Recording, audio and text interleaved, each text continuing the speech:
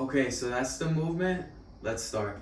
So in transitioning to the mambo legs from a basic step, our knees should already be bent, and we'll position our feet from either touching, somewhere between this, touching or hip width apart.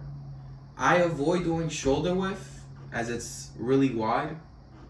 And these two stances are really going to ensure you can smoothly close your legs together and make the movement look clean. And with our stance set, following our basic fundamentals, our weight should already be on the balls of your feet. And if they're not, just get them there. And to create the movement of our knees opening and closing, we're going to shift our weight from the inner ball to the outside. So to help us, and will help me, was to just imagine a straight line, right? Running from that center of the ball of your foot all the way to its outer edge. And what you're doing is you're just guiding your weight transfer along that path. And this visualization is gonna aid you, and it aided me, in preventing this unnecessary tippy-toeing and this unnecessary bending of the knee because maintaining your initial height is crucial for achieving that stable and sharp look.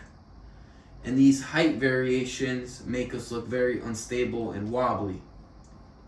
So just focus your weight transfer along this envisioned straight line so you can ensure that stability and balance throughout the movement.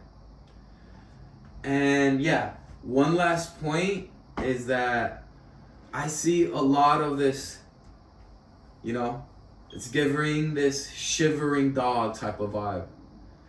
And when dancers do this, it's not because they suck. It's just because that their knees are not closing when they go out, after they go out.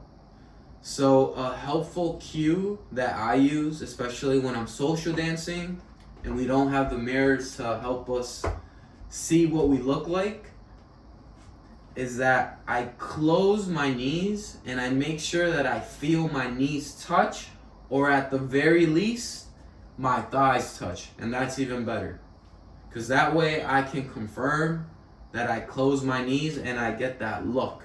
Yes? Now onto the cha-cha.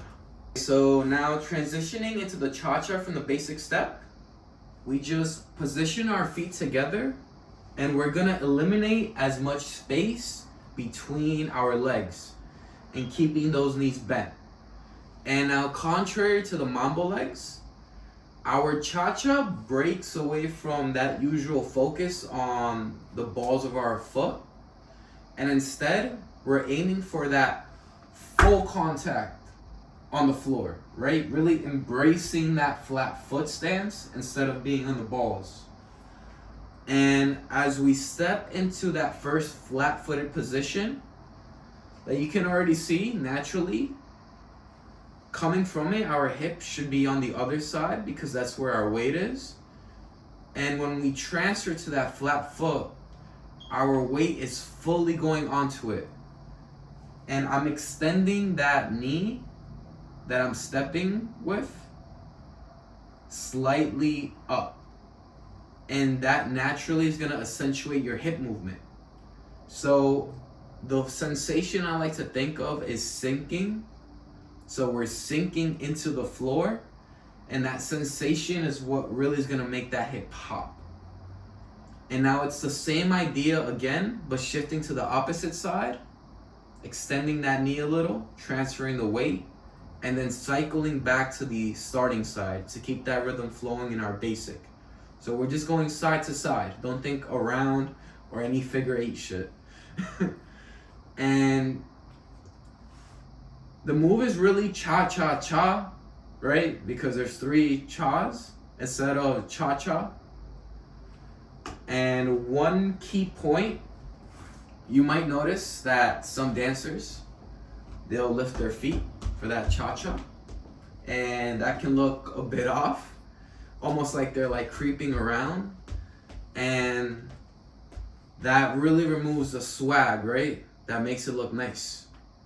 So the key to make it look nice is just to keep your feet together and think that they're glued, like my teacher taught me, to the ground, and just focus on shifting your weight smoothly and quickly.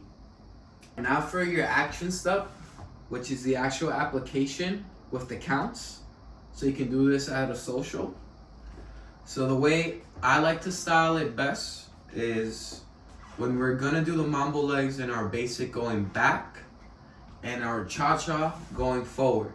Because when we go forward, a lot of us, especially the more experienced you are, you're gonna come forward at an angle, right? And that angle is really gonna make those hip hops look better to your partner and those people around you watching you dance. Now when we go back, the mambo legs looks a lot wider when your partner's looking at you straight rather than from an angle.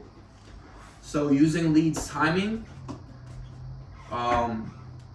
starting on that one with our left foot, we're gonna go 1, 2, 3, and that cha-cha forward, 4 and 5, 6, 7, and that mambo legs on that 8 and 1, going back. So slow motion. That 8 coming from that 7, our feet are together. That and, let me move back here. So our feet are together on 8. That and is the open of our knee. Try to emphasize that as wide as you can. And that 1 is the close. And make sure that on that 1, you have enough weight or most of your weight on your left leg. So you're able to pick up your right and smoothly continue to your basic step. And for that cha-cha, since we're coming at it from an angle, this 4, feet are together, and immediately that right hip is coming out. That's why I said you have to transfer it quickly. And then that and, your left hip is out, and that 5, your right hip comes out again, and then you just continue with your basic. And that's it. So now practice this.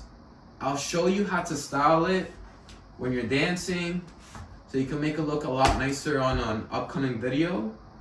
But just drill that, practice it with music, and remember, the mirror's a liar, so please record yourself so you actually look how you think you look. Yes? Thank you for watching.